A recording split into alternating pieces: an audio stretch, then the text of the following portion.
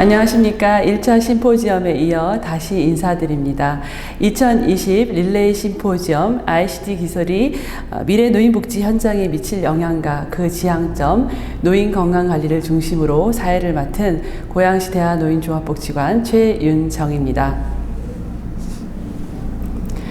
본 행사는 사회복지공동모금의 나눔과 꿈 지원을 받아 한국노인종합복지관협회, 고양시 대한노인종합복지관, 구로노인종합복지관, 목동실버복지문화센터, 판교노인종합복지관 공동으로 주관하였습니다.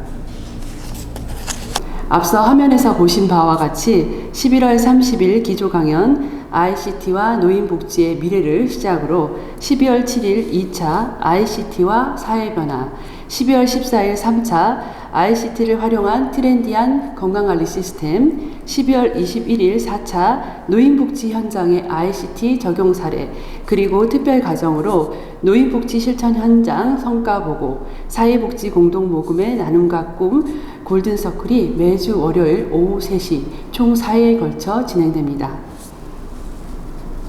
금일 진행되는 2차 릴레이 심포지엄 ICT와 사회변화는 강남대학교 실버산업학과 박영란 교수님과 독거노인 종합지원센터 김현미 센터장님께서 노인복지관의 디지털 전환, 무엇을 어떻게 할 것인가와 ICT 돌봄의 사회적 가치를 주제로 발표를 준비해 주셨습니다.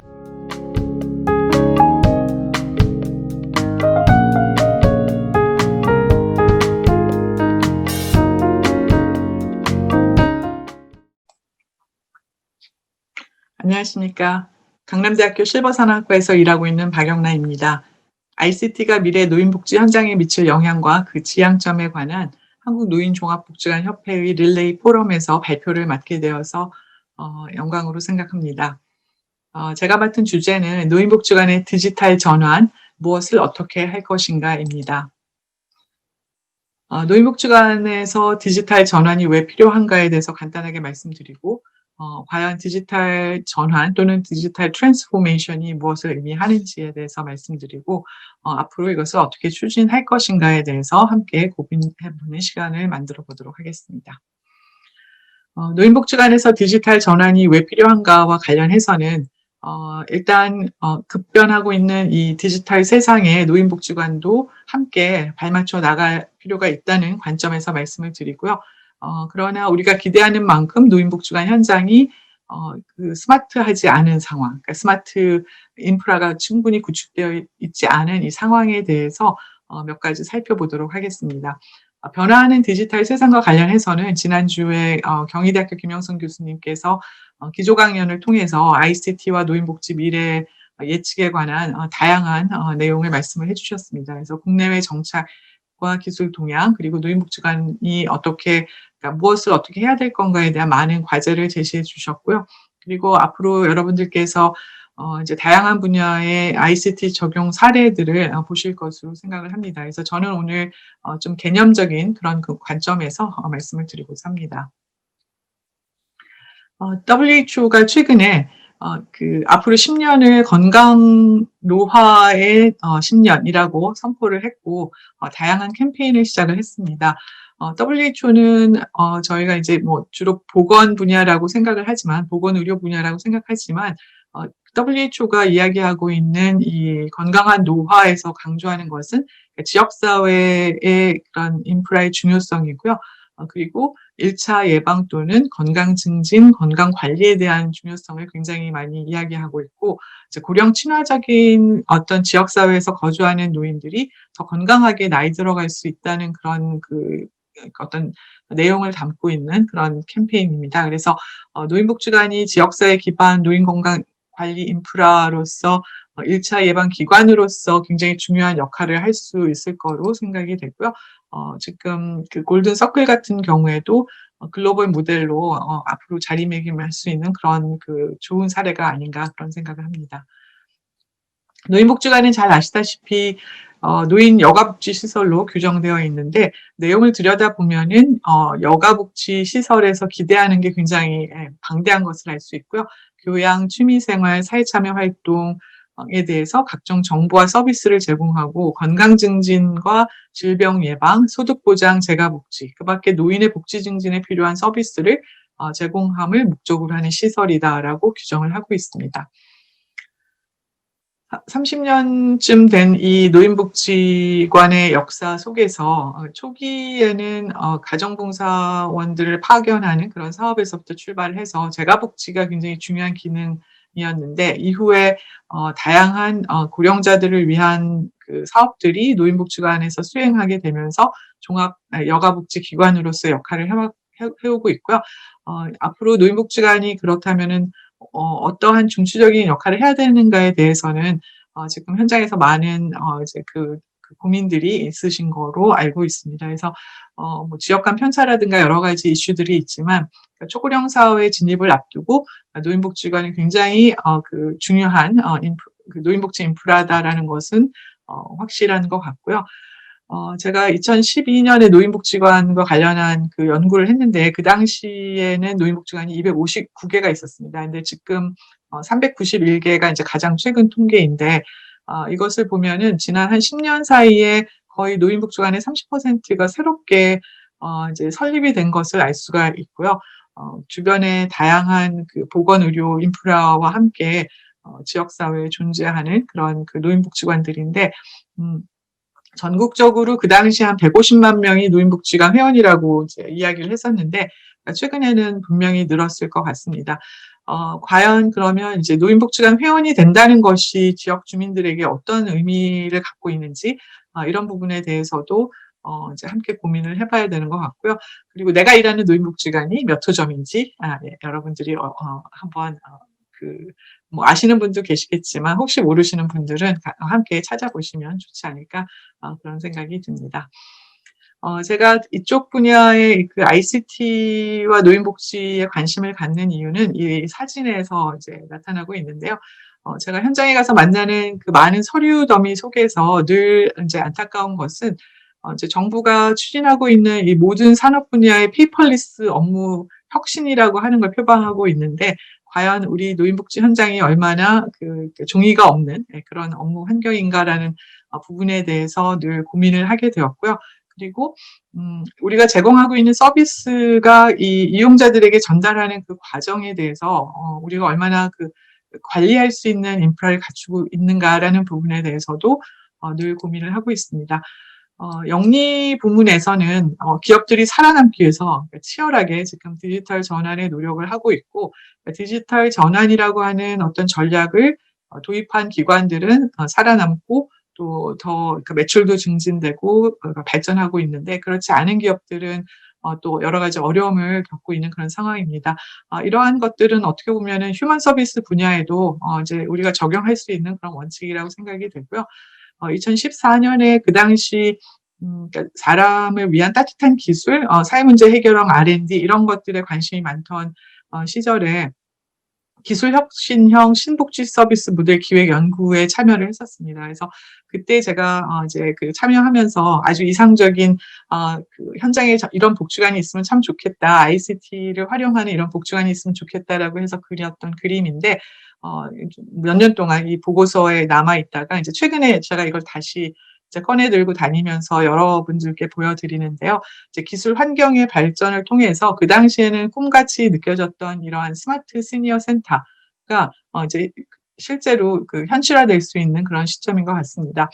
그래서 지역에 거주하시는 고령자들이 복지관에 회원으로 등록되어 있을 때 꼭 복지관에 나오지 않아도 서비스를 받을 수 있는 이제 회원관리 시스템이고요. 어떻게 보면은 지금 코로나로 인해서 우리가 어쩔 수 없이 비대면 서비스를 시작을 하면서 이제 이런 세상을 점점 이제 경험하기 시작하는 것 같습니다. 근데 여기서 이야기하는 이 스마트 시니어 센터의 모델은 데이터를 기반으로 해서 이제 회원들을 체계적으로 관리하는 그런 그 노인복지관 모델이고요. 그 이용자들이 복지관에 와서 프로그램을 이용하거나 또는 지역사회에서 프로그램을 이용할 때 기술을 개발하는 사람들이 복지관에 함께 와서 이런 기술에 대한 사용성 평가라든가 여러 가지 그 제품 디자인에 대한 것들을 함께 그 과정을 함께 하고, 그리고 실제로 그 소비자들은 이런 다양한 테크놀로지를 그 이제 노인복지관에서 경험해 볼 수 있는 그런 리빙랩 개념의 이제 모델로 그 구축을 했었고요. 그리고 이러한 데이터들을 그러면 곳곳에서 모아지는 데이터들을 어떻게 관리할 것인가에 대해서 이제 생태 체계의 그 에코시스템에 대한 모델들이 이제 만들어졌습니다. 그래서 제가 말씀드리는 디지털 전환은 어떻게 보면은 이제 지금의 노인복지관에서 이러한 그 스마트 시니어 센터로의 전환을 의미한다라고 볼 수가 있겠습니다. 특히 최근에 AI 인공지능 기반의 이런 그 시스템 구축에 대한 관심들이 많고 그러니까 자원이 많이 있기 때문에 우리가 마음만 먹으면 이러한 AI 기반의 회원관리 시스템을 구축할 수 있는 그런 환경에 놓여 있다라고 생각을 합니다. 디지털 전환, 그러니까 노인복지관의 디지털화 이런 것들은 어떻게 보면은 이게 이제 선택보다는 필수다 이런 생각이 드는데요. 그러나 이게 중장기 그 이제 프로젝트가 될 수밖에 없는 그런 상황인 것 같습니다. 그래서 하루아침에 이게 뭐 그 이제 이렇게 변신을 할 수 있는 그런 상황은 아니지만 우리가 몇 년의 어떤 그러니까 구상을 가지고 단계별로 추진을 해 나가면서 이제 변화시켜 나가는 그런 과정이라고 생각을 하고요. 이제 4차 산업혁명의 담론이 그러니까 나오면서 사회복지나 사회서비스 또는 휴먼 서비스 분야에서도 이러한 기술을 어떻게 활용할 것인가에 대해서 다양한 기관에서 연구 보고서들이 나오고 있고 이와 관련한 어떤 뭐 포럼이라든가 세미나 이런 것들도 굉장히 늘어나는 추세입니다. 사회부장 정보원은 사회부장 시스템을 운영을 하면서 굉장히 중추적인 역할, 많은 데이터들을 이제 관리하는 기관으로서 점점 그 역할이 중요해지고 있는 그런 상황이고요. 현장에서는 우리나라의 노인복지관은 뭐 제가 좀 틀릴 수도 있지만 2014년에 안양 노인복지관의 그 스마트 힐링 센터가 이제 구축이 되었는데 어떻게 보면 그게 이제 초기 모델인 것 같고 이후에 이제 건강 보증터로 전환이 되었고 또 뭐 RFID 카드를 활용한 회원관리 시스템도 계속해서 진화해서 그냥 단순히 출결 관리가 아니라 여러 가지 그 뭐 혈압이라든가 다른 데이터들을 이제 통합 관리하는 시스템들이 지금 만들어지는 그런 과정에 있는 것 같고요. 그리고 아산의 스마트인지 건강센터라든가 서초 중앙노인복지관의 스마트 시니어 IT 체험존과 같은 이제 최첨단 기기들이 어르신들과 함께 만나는 이런 새로운 공간의 모델들이 확산하고 있는 추세입니다. 한노협에서 2014년부터 그 이제 보급해온 KB 국민건강 총명학교의 경우에도 2018년에 스마트 특화형이 만들어져서 이제 몇 개 기관에서는 이런 것들을 이제 운영을 한 경험을 갖고 있고요. 그래서 VR이라든가 또는 이제 스마트 기기들을 치매 예방 프로그램에 적용한 그런 그 경험이 있는 기관들이 늘어나는 추세이고요. 이 총명학교는 뭐 잘 아시겠지만 최근에 그 아시아 지역에서 굉장히 그 이제 혁신적인 모델로 인정을 받아서 상을 받았습니다. 네. 골든서클은 이러한 그 초기 모델에서 또 새롭게 진화해서 이제 스마트 헬스 모니터링 사업으로 전환을 했고, 그러니까 여기에서는 단순히 기기를 사용하는 걸 그치지 않고 어떻게 보면은 이제 그 데이터들을 통합 관리해서 다시 서비스 이제 그 중재 프로그램으로 연결되는 그런 이제 모델을 제시하고 있는 이제 그 단계입니다. 이제 용인에서는 기흥 노인복지관에 유사한 리빙랩이 운영이 되고 있고요. 다양한 스마트 기기를 활용해서 어르신들의 건강 관리를 하고 있는 그런 사례들이고 여기에는 이제 학부생들이 참여를 해서 리빙랩 운영을 지원하기 때문에 이제 인력 양성 프로젝트하고도 연결되어 있는 그런 상황입니다. 강남구 세계 노인복지관에서도 지난 3년 동안 건강장수 클럽을 운영을 하면서 그러니까 다양한 회원들의 그 데이터를 수집을 해서 서비스 제공에 반영하기 위한 이제 모델들이 개발이 되고 있는 과정이 있고요. 그리고 이제 스마트 태블릿 같은 것을 사용한 인지건강 교실이 운영이 되고 있습니다. 이런 과정 속에서 늘 고민이 되는 게 그러면 왜 우리가 이제 기존 방식의 아날로그 방식의 이제 서비스와 디지털 방식의 서비스가 과연 이제 어떤 차이가 있는가라는 것을 이제 고민을 해야 되는 시점에 온 것 같고요. 그렇다면은 과연 우리가 이제 이런 디지털 기기를 도입했을 때 장점이 무엇인가라고 생각해 보면은 저는 이것이 통합적인 회원 관리를 가능하게 하는 게 가장 큰 이제 그 장점이 아닌가. 그래서 수요자의 맞춤형 서비스를 제공할 수 있는 기반이 되지 않나 그런 생각을 합니다. 노인복지법 제정에서부터 시작해서 최근에 노후준비지원법에 이르기까지 우리나라에 너무나 많은 인프라들이 이제 구축이 되어 있는 상황이고요. 최근에 이제 커뮤니티 케어라든가 또는 뭐 그 독거노인 종합 지원 대책 이런 그 정부의 그런 중장기 계획 속에서 ICT 기반한 어떤 돌봄 시스템 구축을 위한 여러 가지 정책들이 최근에 많이 늘어나고 있고 로봇을 개발한다든가 이런 사업들이 많이 나오고 있습니다.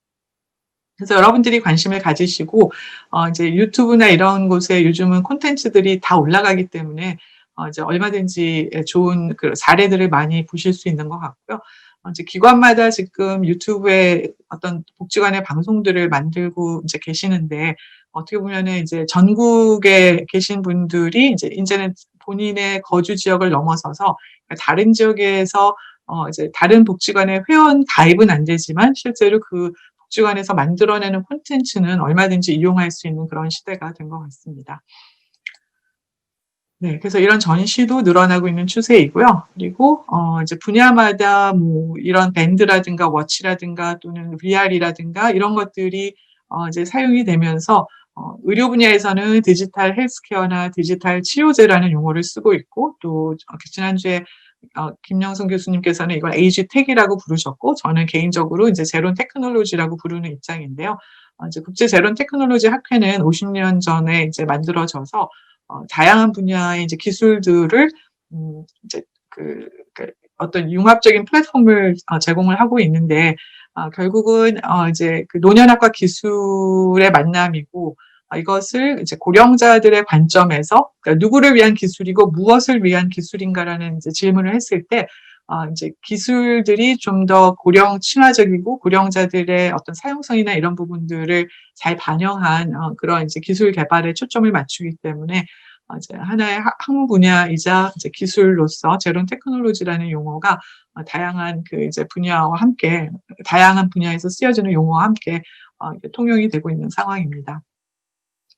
그래서 디지털 전환이 무엇을 의미하는가를 한마디로 이야기 이제 저한테 하라고 하시면 그러니까 노인복지관의 디지털 전환은 노인복지관의 그러니까 회원관리 시스템의 그 혁신이다 이렇게 말씀을 드리고 싶어요. 그래서 이제 결국은 노인복지관 운영 모델을 우리가 이제 정립을 하고 그리고 그 인프라의 어떤 디지털 역량을 어떻게 이제 제고할 것인가 이슈가 있고 그렇다면은 지금 우리가 갖고 있는 기존의 노인복지관 평가 시스템도 다시 한번 검토를 해봐야 되는 그런 시점인 것 같습니다.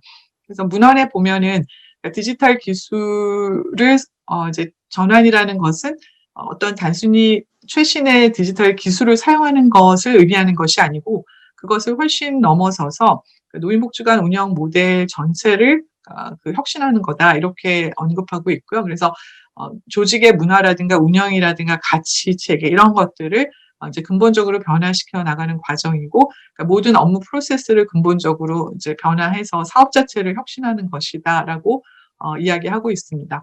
그렇다면 가장 큰 전환의 어떤 그 관점은 지금 우리가 노인복지관의 그 어떤 이제 중장기 관점에서 추진을 해야 되는데요. 뭐 이런 그 디지털 전환의 개념 자체는 여러분들이 찾아보시면 많은 문헌들이 나오는 것 같고요. 주로 그 이제 영리 기업 분야에서 이런 것들이 많이 연구가 되고 또 컨설팅하는 기관들도 늘어나고 있는데 그러니까 여기에서 연구되고 제시되는 이런 개념이나 프레임들이 노인복지 현장에도 적용할 수 있는 것들이 많이 있는 것 같습니다. 근데 이런 문헌들에서 가장 그 이제 강조하는 것은 새로운 가치 창출이라는 부분이고요. 과연 그러면은 이제 여기서 얘기하는 그 새로운 가치라는 건 뭐냐 하면은 이제 수요자 중심의 어떤 그 수요자들의 그 어떤 이제 서비스에 대한 가치의 그 제고 이런 부분을 강조하고 있고 또 조직의 서비스의 효과성이나 효율성 제고 이런 것들을 굉장히 강조하고 있는 것 같습니다. 최근에 제가 이제 어느 지역에서 그 고령자들을 조사하면서 노인복지관을 이용하시는 분들과 이용하지 않는 분들을 비교하는 그런 이제 간단한 분석을 한 이제 발표가 있었는데요. 그러니까 여기에서 이제 궁금했던 것은 어떤 분들은 노인복지관을 가시고 어떤 분들은 이제 안 가시는데 그러면 누가 노인복지관을 이용하는가라는 것이 이제 그 분석의 어떤 그 질문이었고요. 이제 다양하게 뭐 이제 노인복지관을 이용하는 분들이 늘어나고 있는데 저희가 분석한 결과에 의하면 이제 노인복지관을 이용하시는 분들이 상대적으로 경제 상태라든가 그 건강 상태가 이용하지 않는 비이용자에 비해서 더 안 좋은 것으로 그렇게 나타났습니다. 그래서 이제 그런 것들을 고려했을 때, 그러니까 노인복지관을 이용하시는 분들 안에서도 그런 건강 상태라든가 경제적인 상태라든가 이런 것들이 다양하니까 이제 그거에 맞는 이제 프로그램들을 우리가 이제 개발해야 될 필요가 있는 그런, 어떻게 보면 굉장히 상식적인 이야기이지만 실제로 이제 그런 것들이 검증된 것들이 있고요. 그래서 과연 우리가 얼마나 이 이용자 또는 그 회원 또는 뭐 어르신들의 개개인의 특성에 관심을 가지고 그거에 맞춘 서비스를 하고자 노력하는가, 이런 부분이 이제 디지털 전환과 관련이 많이 있다고 생각을 합니다. 그렇다면은 노인복지관을 이용하시는 어르신들의 어떤 그 데이터들을 통해서 그 중에 가장 고위험 집단이 누구이고 또는 그분들의 뭐 라이프스타일의 차이가 어떻게 있는지라든가, 또는 프로그램을 어느 정도 이용하시는 분들의 이제 그 어떤 변화 상태라든가 이런 것들을 실시간으로 분석할 수 있는 그런 인프라가 있다면 우리가 훨씬 더 업무를 효율적으로 할 수 있는 측면이 있을 것 같은데요. 이제 그런 부분에서도 디지털 전환이 필요하다, 이렇게 생각을 할 수 있을 것 같고, 결국은 그러니까 이제 새로운 고객 가치 창출이고, 이제 우리가 뭐 온라인 서점이라든가 또는 뭐 백화점, 상점, 그러니까 온라인 쇼핑을 할 때 그 시스템 안에서 우리의 데이터가 선호도라든가 여러 가지 기호 이런 것들이 분석이 되고, 그러니까 어떤 상품을 가장 많이 사는지, 어떤 그 유형의 도서를 가장 많이 구입하는지, 이런 것들을 실시간으로 그 분석을 해서 다시 그 추천을 한다든가, 이제 그런 것들이 최근에 많이 이제 그 발생하고 있는데요. 그러니까 그러한 개념들이 우리 노인복지 현장에도 도입되어서 좀 더 많은 그 회원들에게 그 이제 좀 더 효과적인 서비스를 제공할 수 있는 인프라 구축, 이런 것들이 디지털 전환의 핵심 개념이 아닌가, 그렇게 생각을 합니다. 이와 같은 논의는 7-8년 전부터 지속을 해온 그런 상황이고요. 그 당시에도 이제 노인복지관의 정체성에 대한 어떤 그 고민과, 그리고 어떤 핵심적인 역할과 기능을 해야 될 건가에 대한 논의를 통해서 이제 그대로는 안 되고 리모델링하거나 이제 재건축을 해야 된다는 담론이 있었습니다. 그래서 2012년에 100세 시대 노인여가 활성화를 위한 노인복지관 기능과 역할 재정립이라고 하는 보고서에서 이런 그 노인복지관이 지역의 그 고령자들의 노후 생활의 거점 기관 역할을 해야 된다는 모델이 제공이 됐고, 예방과 보호와 통합의 기능이 강화돼야 된다는 모델을 제시를 했었습니다. 그리고 이제 수요자 중심의 통합적인 여가 서비스 제공을 위한 개념도도 만들어졌었고, 그리고 이제 이용자의 그런 그 단편적이고 일회성 프로그램 이용을 지향하고 좀 더 노인복지관에서 제공하는 다양한 서비스들을 유기적으로 이용을 할 수 있도록 그렇게 하자라는 이제 논의들이 나왔었는데요. 그 당시에는 어떻게 보면은 이런 것들을 이제 할 수 있는 어떤 디지털 인프라가 지금과 다른 상황이었기 때문에 굉장히 어렵게 여겨졌지만, 지금은 충분히 그러니까 회원 한 사람 한 사람의 그 이제 회원 관리를 통해서 이것이 가능한 시대가 되지 않았나, 그런 생각이 되고요. 노인복지관이 전체적인 그 지역 노인복지 서비스 전달 체계에서 허브 역할을 하면서 정보 제공과 서비스 맞춤형 서비스 연계, 이런 것들은 충분히 할 수 있는 그런 기관이 이제 될 수 있지 않나, 그런 생각을 합니다. 그래서 디지털 전환이라는 것이 그냥 구호가 아니라 실제로 그 현장에서 반영될 수 있는 하나의 그 도구 내지 전략이 이제 될 수 있다 생각을 하고 있습니다. 네. 그렇다면 전체적인 업무 프로세스에 대해서도 이제 점검이 돼야지 전환이 가능한 것이고, 이제 이것을 가능하게 하려면은 디지털 역량을 갖춘 인력과 그리고 이것을 뒷받침하는 자원이 중요하다라고 이제 볼 수 있겠고요. 그러니까 자원과 관련해서는 최근에 디지털 그 포용 추진 계획 속에 사실은 그러니까 노인복지라는 용어는 등장하지 않지만 충분히 노인복지 현장으로 가져올 수 있는 자원들은 많이 숨어 있다라고 생각을 합니다. 그래서 스마트 노인복지를 위한 예산 확보의 노력이 필요하고, 한노역 차원에서 그러한 그 변화의 시나리오를 쓰는 그런 일들이 생겼으면 하는 바람입니다. 기존의 성과 관리 시스템을 혁신하는 것은 또 간단한 일은 아니지만, 좀 전에 말씀드린 대로 이제 회원 중심의 그런 그 서비스 제공 인프라를 구축한다면 우리가 평가받는 방식도 이제 바뀌어야 되는 거고, 그렇다면은 이제 성과 관리 인프라를 어떻게 이제 구축할 건가에 대해서도 함께 논의가 필요하지 않을까 생각을 합니다.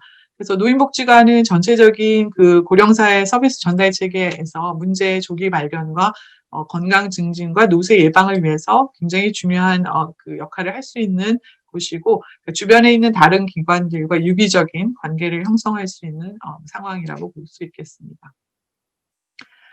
그렇다면은 어디서부터 시작해야 될 건가라는 이제 그 논의를 해볼 수 있는데요. 이제 다른 그 문헌에서 제안하고 있는 것들을 보면은, 그러니까 출발은 이게 이제 어떤 방향, 장기적으로 나가는 방향에서 결국은 이제 고객의 새로운 가치 창출이라는 것이 이제 궁극적인 비전에 들어가는 부분이고, 이것을 하기 위해서 이제 복지관에 이런 팀이 필요하다라는 것이고요. 디지털 트랜스포메이션을 위한 그 조직 내지 어떤 그 기존의 조직의 그 역할을 부여하는 그 절차가 필요하고, 이제 CDO라고 하는 Chief Digital Officer라고 하는 사람을 이제 담당자를 지정을 하고, 그 담당자를 중심으로 해서 조직의 현황에 대한 진단, 그리고 그 계획과 전략의 수립, 그리고 이제 실행과 관련한 전체적인 프로세스 관리가 필요하다라고 볼 수가 있겠습니다.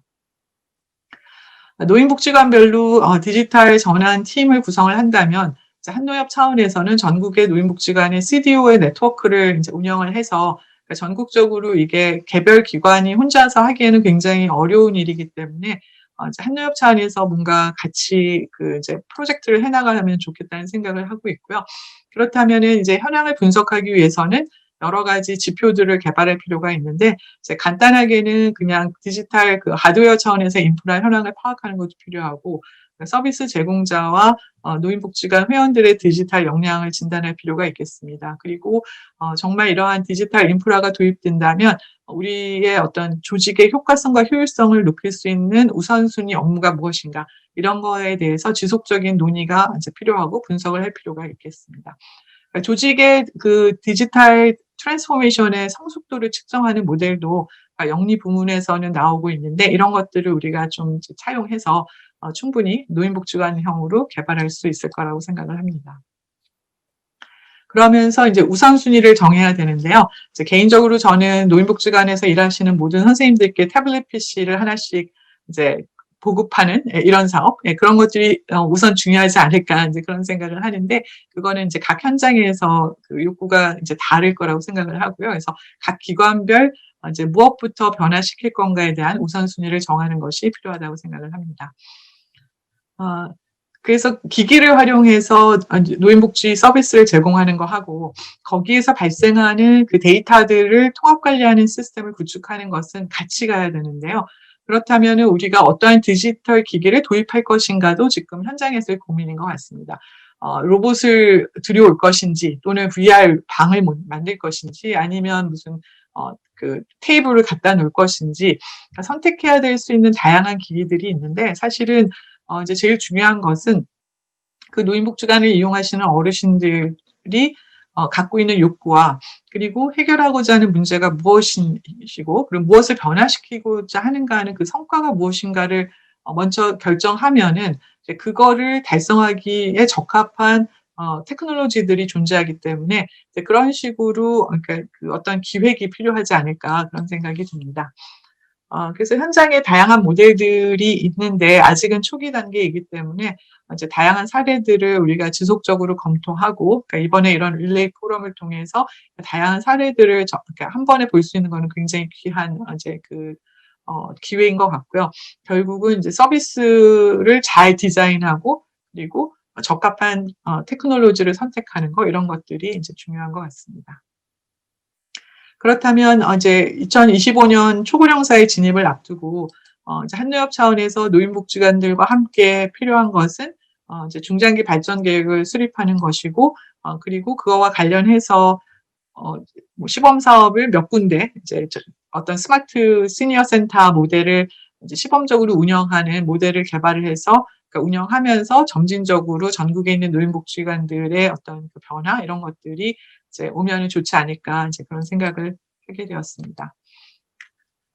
최첨단 기기 시대여서 굉장히 혼란스럽기도 한데 이러한 하이텍들은 굉장히 고가이기도 해서 하루아침에 우리 현장에 가져오는 것은 쉽지가 않다고 생각합니다. 그러나 이제 기술보다 더 중요한 것은 이제 서비스 디자인이라는 것이 제론 테크놀로지의 관점이고요. 그래서 한 분 한 분의 어르신들의 어떤 특성이나 이런 것들을 우리가 서비스에 어떻게 잘 반영할 건가를 고민하는 이제 우리의 어떤 본연의 기능 속에 이런 것들이 내재되어 있다라고 봅니다. 그래서 최근에 많이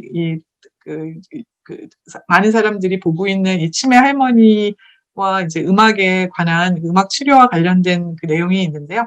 유튜브 링크 통해서 모두 한번 보셨으면 좋겠다는 생각이 들고요. 하여튼 한 사람 한 사람의 어떤 서비스 욕구나 특성을 분석해내는 이제 사회복지사나 현장에 계신 물리치료사 또 간호사 선생님들의 역량이 굉장히 중요하다라고 생각을 합니다. 네, 이 분야 테크놀로지하고 노인과 관련해서 관심 있는 선생님들께서는 이제 제론 테크놀로지 학회 함께 참여하시면 좋을 것 같고요. 2022년에 대구에서 국제학술회의를 준비하고 있습니다. 네, 그러면 모두 함께 노인복지관의 디지털 전환을 위해서 노력하는 그런 이제 어떤 노력이 발생했으면 좋겠고요. 오늘 경청해 주셔서 감사합니다. 네.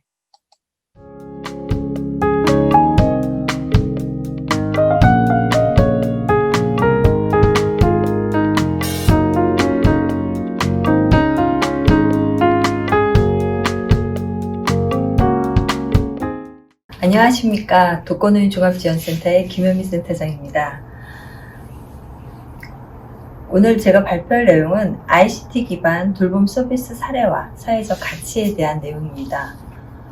우리나라는 저출산 장기화, 급속한 고령화, 그리고 가족 부양 의식의 변화로 돌봄에 대한 인식도 가족 중심에서 사회적 돌봄으로 변하고 있습니다. 특히 노인의 사회적 관계망이 줄어들면서 노인의 사회적 돌봄 수요는 계속적으로 증가되고 있습니다. 이러한 사회적 돌봄 필요 노인의 계속적인 증가에 대응하기 위해서 보건복지부에서는 기존의 노인 돌봄 정책을 개편해서 2020년 새로운 정책을 발표하게 되었습니다. 장기요양 서비스 진입하기 전 단계의 어르신들이 이용할 수 있도록 기존의 노인 돌봄 서비스를 통합하여 노인 맞춤 돌봄 서비스를 추진하게 된 것입니다. 노인 맞춤 돌봄 서비스는 기존에는 독거노인이나 이런 어르신들을 대상으로 하였다면 조성가정, 노인부부, 가구의 노인들 중에서도 돌봄이 필요한 노인을 대상으로 직접 방문해서 안전지원이나 사회적인 참여, 일상생활 지원 등을 지원하는 공공의 돌봄 서비스로의 확대라고 볼 수가 있습니다. 그렇지만 코로나19로 인해서 직접 대면 서비스와 집단 프로그램의 돌봄 서비스가 비대면 개별적 서비스 제공 방식으로 변화되고 있습니다. 연구자료에 의하면 코로나19로 인해서 어르신들이 느끼는 일상생활의 변화 중에서 가장 어려운 것이 경제적인 변화와 사회적인 고립이라고 합니다. 일자리 사업 등 어르신들이 소일거리로 수입을 창출했던 어르신들에게 외출 제한과 사회적 거리 두기는 일거리가 없어지고 또한 경로당이나 복지관 등의 폐쇄로 인해서 지역 및 사회적 고립이 심화되면서 사회적 돌봄에서도 배제되고 있는 경우가 많아지고 있습니다. 앞으로는 코로나19 이전의 사회로는 돌아갈 수 없다고 합니다. 따라서 노인뿐 아니라 돌봄 서비스 전체의 패러다임의 변화는 필요합니다. 그렇다면 취약한 어르신들을 위해서 돌봄 서비스의 방향은 어떻게 가는 게 좋을까요? 먼저 돌봄에 대한 관점의 변화가 필요합니다. 노인 스스로가 내가 거주하는 곳에서 건강한 노후를 영위할 수 있도록 어르신 스스로 자신의 삶을 가꾸고 관리할 수 있도록 셀프케어 능력 향상을 위한 서비스 전환이 필요하다는 거죠. 이러한 셀프케어가 가능하려면 먼저 돌봄 서비스 제공 방법이 기존과는 좀 변화가 돼야 됩니다. 온라인, 오프라인을 융합한, 예전에는 이제 오프라인 형태의 어떤 돌봄 서비스였다면 이제는 온라인하고 오프라인이 함께 가야 된다는 거죠. 사회복지 현장에서도 이런 대면 서비스의 부담을 경감시키고 노인 스스로가 자립적인 생활을 할 수 있도록 사회복지 서비스와 기술을 융합한 소셜 웰텍을 도입해서 어르신들을 지원해 줄 수 있어야 합니다. 요즘에 많은 복지관에서는 키오스크나 여러 가지 어떤 그런 웰텍을 많이들 활용을 하고 있습니다. 그렇지만 어르신들은 이렇게 경제적으로 소득이 줄어들고 그러다 보니까 어떤 새로운 분야를 선택할 수 있는 기회의 폭도 상당히 적어지고 있습니다. 아시다시피 젊은 세대들은 이런 디지털 문화, 변화되는 디지털 문화에 상당히 익숙하기 때문에 SNS와 어떤 세상과도 소통하고 또한 온라인으로 물건도 구매하고 영화 보기 등 취미 여가 생활도 가능합니다. 그렇기 때문에 젊은 세대들은 이 디지털 문화가 상당히 편리한 거죠. 반면에 어르신 세대는 누군가가 도와주지 않는다면 그러한 생활을 하기가 어렵습니다. 우리가 소위 언택 이코노미에서 배제되고 만다는 거죠. 따라서 이러한 디지털 문화에서 소외된 어르신들을 위해서 사회적인 관심과 비용을 지원하고 또한 정보 격차를 해소할 수 있는, 그래서 코로나 시대의 새로운 방식을 잘 받아들일 수 있도록 도와주는 것이 필요합니다. 그리고 제공된 서비스가 가정 내에서 어르신 스스로 마음 방역할 수 있는 다양한 컨텐츠여야 할 것입니다. 코로나로 인해서 어르신들, 홀로 지내는 특히 어르신들은 TV 시청 시간이 더 많아졌다고 합니다. 다양한 디지털 문화를 접해보지 못한 어르신들은 생활 속에서 가장 접하기 쉬운 게 바로 TV일 것입니다. 그렇지만 움직임이 없이 TV에 일방적으로 시청만 한다면 우울감이나 신체적 근력 저하는 더 심해질 것입니다.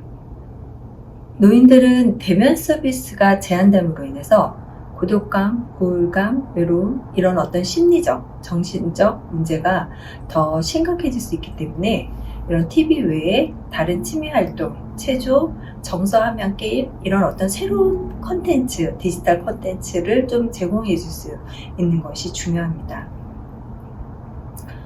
이러한 돌봄의 변화가 이미 현장에서는 여러 형태로 진행되고 있습니다. 특히 이번에 개편된 노인맞춤 돌봄 서비스나 아니면 노인복지관에서는 생활지원사들이나 아니면 사회복지사 선생님들이 생활 방역을 준수하면서 직접 방문을 통해서 1:1 돌봄을 진행하거나 아니면 안심폰 등을 활용해서 간접 안전을 확인하거나 아니면 영상물들을 제작해서 어르신들이 댁에서 스스로 체조나 인지활동을 할 수 있게끔 여러 가지 교육 등을 진행하고 있습니다. 이게 바로 ICT를 활용한 맞춤형 돌봄이라고 할 수가 있죠. 사회복지 현장에 현재 사용되고 있는 다양한 ICT들을 한번 볼까요? 예를 들면 전력량으로 어르신의 상태를 확인하는 NB-IoT 스마트 플러그, 그리고 터치워치나 터치태그 이런 것들을 활용해서 어르신의 생활행동 패턴 데이터를 수집 분석하는 터치케어 서비스, 그리고 약상자의 수납함을 열고 닫으면서 어르신이 복약 데이터를 어느 정도 하고 있는지 아니면 어르신이 사용하지 않는지 이런 걸 통해서 어르신의 고독사를 예방하는 스마트 약상자, 그리고 자전거를 타고 가상도로를 주행하면서 기억력 훈련이나 하지 근력 훈련 등 이런 다양한 콘텐츠를 통해서 운동을 하는 꿈의 자전거나 정서미 생활 돌봄 서비스를 제공하는 효도리 인형, 그리고 아니면 음성인식 인공지능이나 터치 센서 이런 것들을 탑재해서 두뇌나 신체 활동을 지원하거나 아니면 영상통화나 스케줄을 알려주는, 그 다음에 응급 콜들을 지원하는 다솜이나 아니면 지능형 안심폰, 이런 다양한 ICT 사례들이 지금 현재 현장에서 많이들 사용되고 있습니다. 이 시점에서 우리는 ICT 기술을 이렇게 많이 활용을 하는데 이런 ICT 기술을 접목한 비대면 돌봄 이런 기계들을 사용하는 사례들이 정말로 사회나 경제나 환경이나 문화 등 이런 모든 영역에서 공공의 이익과 공동체 발전에 기여하면서 사회적으로도 가치가 있는지 고민하지 않을 수가 없습니다.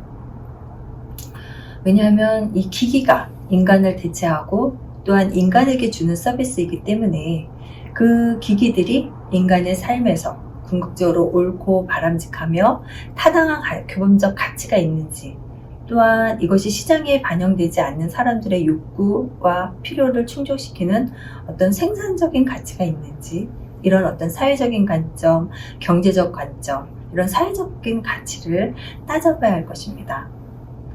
그래서 저희 독거노인 종합지원센터에서는 지난 3년 동안 그 하이닉스에서 지원을 받아서 시범 사업으로 진행을 해온 실버 플랜드를 예시로 사회적 가치를 분석해 봤습니다. 사회적 가치 측정 방법론은 미국의 비영리 조직 지원 기관인 REDF에서 개발하고 영국의 사회경제 지원 조직인 NEF, New Economics Foundation 이라고 하는 기관에서 개량한 사회투자 수익률, 우리가 Social Return on Investment 라고 말하는 이 사회투자 수익률을 사용을 하고 있습니다. 사회투자 수익률은 말 그대로 조직의 어떤 활동으로 만약에 창출해낸 환경적, 사회적, 경제적 가치가 있다면 이것을 재무적인 단위로 환산하고 그 결과를 경제적 가치로 이해한다는 것입니다. 다시 말해서 사회투자 수익률 지수는 사회적 편익에서 사회적 비용을 뺀 사회적 부가가치를 다시 투자 비용으로 나눠서 산출하는 것입니다. 그래서 나온 사회적 순현재가치 아니면 사회적 비용의 순현재가치를 이야기하는 거죠. 이러한 각 요소들을 추천하는 과정에 분명히 주관적인 판단 요소도 개입될 수가 있기 때문에 이런 어떤 주관적인 요소 개입 여부를 최소화하기 위해서 6단계로 구성해서 분석했습니다. 먼저 이해관계자를 먼저 분석을 하고 그 다음에 그 이해관계자에 의해서 성과가 어떤 걸로 할 것인지에 대한 정의를 분류를 하고 그리고 지표가 어떤 대응치와 어떤 문제, 어떤 대응치와 어떻게 수립이 됐는지 그리고 이 성과에 대해서 제대로 됐는지에 대한 걸 보정 작업을 하고 그리고 난 후에 사회투자 수익률을 산정을 합니다. 그리고 이것이 적정한지를 다시 한번 검증의 단계를 거치는 거죠. 이러한 단계를 가지고 사회적 비용, 사회적 투자 수익률을 산출하였습니다. 실버 플랜드는 지난 3년 동안에 총 38개 지역에 약 2,800명의 독거노인들 대상으로 약 30억 원을 투입해서 사업을 진행했습니다. 어르신 가정에 설치된 이 실버 플랜드 구성입니다. 각각의 기능들이 독거노인과 자원봉사자, 그리고 생활지원사, 지자체, 건강보험공단에 어떤 가치가 있었는지 여러 가지 항목들을 측정하였습니다. 실버 플랜드의 사회적 가치를 측정하기 위해서 검토된 내용은 독거노인은 얼마만큼 외로움이 감소됐는지, 삶이 얼마나 편해졌는지, 그리고 행복해졌는지, 된 생활이 가능해졌는지, 그리고 다양한 정보 접근이 개선됐는지, 그리고 서비스, 사회복지 서비스에 어느 정도 의존도가 감소됐는지, 심신 안정이 개선된 어떤 정신 건강이나 신체 건강은 어느 정도인지, 이런 것들을 봤다면 자원봉사는 삶의 보람, 그 다음에 변화된 능동적인 삶이나 어떤 개선된 대인관계, 그리고 향상된 자신감, 이런 것들을 보았습니다. 생활지원사는 향상된 업무, 디지털 기술로 인해서 새로운 직무 역량 개선된 부분들, 그 다음에 보람, 이런 걸 보았고요. 그 다음에 지자체에서는 이 기기를 통하여 고독사가 어느 정도 감소되었는지, 그리고 국민건강보험공단은 이 기기를 통하여 요양급여 지원이나 치매 질환 발병 위험률이 얼마만큼 낮아져서 치매 환자 돌봄 지원에 대한 비용이 어느 정도 감소되는지, 이런 것들을 봤습니다. 사회적 가치 분석을 위한 비용 산출 기준은 지금 독거노인 같은 경우에는 노인 실태조사를 근거로 한 독거노인 월평균 문화여가비를 가지고 외로움을 산출을 했고 여러 가지 이제 기준을 외국의 선진, 그러니까 어떤 연구, 선진 연구를 통하여 그 어떤 선행 연구에 나온 여러 가지 그 기준들을 좀 가지고 비용을 산출을 했습니다. 네, 넘어가면 이제 그 다음에 이러한 어떤 산출 기준으로 가지고 지난 2년 동안에 투입된 비용 약 24억 5천만 원에 대해서 사회투자 수익률을 계산을 해보니까 약 한 126억 원 정도에 대해서 사회투자 수익률이 나타났습니다. 이거는 지원금 24억 5천만 원보다 약 한 5배 정도의 사회적 가치 효과가 있는 것으로 분석된 것이죠. 이러한 사회적 가치 분석을 주는 의미는 아주 큽니다. 이런 스마트 돌봄, 기기를 사용한 스마트 돌봄이 어떠한 사회적인 가치를 주느냐라는 거죠. 먼저 독거노인 개인의 어떤 노력으로는 분명히 해결할 수 없는 여러 가지 문제들이 있습니다. 그 문제들을 이런 기술적인 접근을 시도해서 공공의 이익과 공동체 발전에 기여했다는 측면이 이 가치 분석에서는 중요하게 볼 수 있는 내용이고요. 두 번째는 돌봄 서비스에 AI 기술을 접목한 다양한 ICT 산업이 폭넓은 활용과 가치가 있다는 거죠. 그래서 앞으로 이것을 사용할 이해관계자들, 예를 들면 어르신들, 그리고 기관들, 그리고 중간에 사회복지사들에게는 이 ICT 기기를 통하여 더 많은 편익을 제공할 것이라는 기대감을 주는 어떤 가치 분석이었다고 볼 수 있습니다. 마지막으로 이러한 사회적 가치 분석이 주는 가장 중요한 의미는 감성이 없는 차가운 기계의 언테크 기술이 그 따뜻함을 더한 온테크 감성 친화적 기술로 변화됐다는 것이죠. 이것은 앞으로 노인들의 사회적인 문제가 삶의 질 개선과도 같이 연관돼서 그 어르신들의 삶의 질 개선에 많은 도움이 될 것이라는 그러한 기대감도 가져볼 수 있는 것입니다. IT를 활용한 스마트 돌봄은 앞으로 계속적으로 확대될 것으로 기대됩니다. 또한 돌봄에 대해서도 새로운 패러다임을 줄 것으로 기대하고 있습니다. 그렇지만 ICT를 활용한 이러한 스마트 돌봄이 현장에 안정적으로 정착하고 활용되기 위해서는 여전히 많은 어려움이 있습니다. 그 중에 가장 시급하게 해야 될 것이라면 이러한 신기술들 사용에 드는 인터넷망 설치나 아니면 통신비와 같은 비용적인 문제, 개인정보 관련한 법적인 문제, 이런 것들일 겁니다. 기업들은 이러한 문제들로 인해서 개발 후에 보급이 어렵고 또한 돌봄이 필요한 취약계층들에게는 사용에 어려움이 있습니다. ICT 스마트 돌봄 활용성을 넓히고 부담 없이 사용할 수 있게 한다면 공공 와이파이를 확산한다든지 아니면 통신비 바우처 지원을 확대한다든지 디지털 소외계층 교육 등 다양한 대책 마련이 필요하지 않을까라고 생각합니다. 이상으로 발표를 마치겠습니다. 감사합니다.